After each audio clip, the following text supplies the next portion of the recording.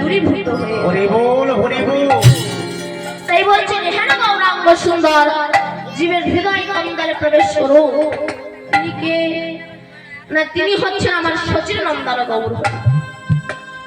এই জায়গায় মহাজন আর একটা প্রশ্ন করেছেন কি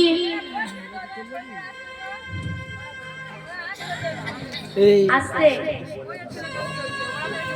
আস্তে কথা বলো আস্তে। তা মহাপ্রভু তিনি পিতৃ পরিচয় পরিচিত না হয়ে মাতৃ পরিচয় পরিচিত হলেন কেন? বলুন মহাপ্রভুর বাবার নাম কি? বলুন আস্তে। জগন্নাথ মিশ্র। তো কেউ কি বলে জগন্নাথ মিশ্রের নন্দন? বলেন কি? না, সবাই কি বলে? সচির নন্দন গৌর হরি। কেন? মহাপ্রভু জানতে যে কলির মানুষ বড় অজ্ঞানী, বড় মূর্খ। মূর্খ কেন? বলে যে নিজের ভালো বোঝে না, তাকে অজ্ঞানী আর মূর্খ ছাড়া তো কিছু বলা যায় না বাবা। বলে নিজের ভালো বুঝি না, এই যে গাড়ি বাড়ি করছি, পয়সা সঞ্চয় করছি, মাঝে মাঝে লোকের সর্বনাশী করছি, সিটিং বাজি করছি, নিজের ভালোর জন্য নয়। বলছে বাবা মৌমাছি না সারাটা জীবন কত কষ্ট করে কাঁটার সঙ্গে যুদ্ধ করে ক্ষত বিক্ষত হয়ে রক্তাক্ত হয়ে ফুল থেকে মধু তুলে নিয়ে যায়, কিন্তু মৌমাছির ভাগ্যে কি মধু সেবা করা হয়? হয় না।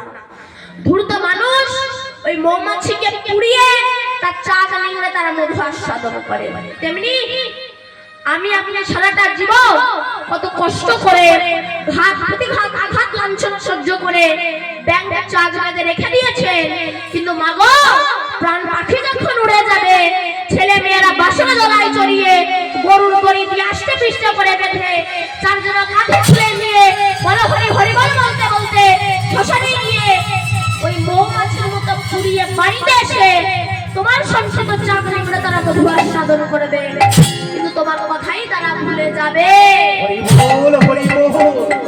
এটাই হচ্ছে সংসার। অতএব সংসার ভালোবাসার জায়গা নয় মামা।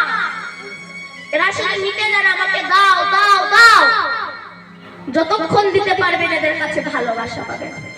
কেমন না দেখবেন ছেলের যখন টাকার প্রয়োজন হয় সেই সময় ছেলে বাপের কাছে আসে, দেখবেন কি সুন্দর দাঁত বার করে হাসতে হাসতে আসে, বাবা ও বাবা বলো 2000 টাকা দেবা?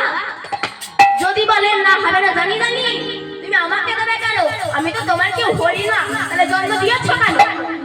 সঙ্গে সঙ্গে ঢুকছে সওয়ালের দাঁত বার করে হাসে, না দিতে পারলেই গেল।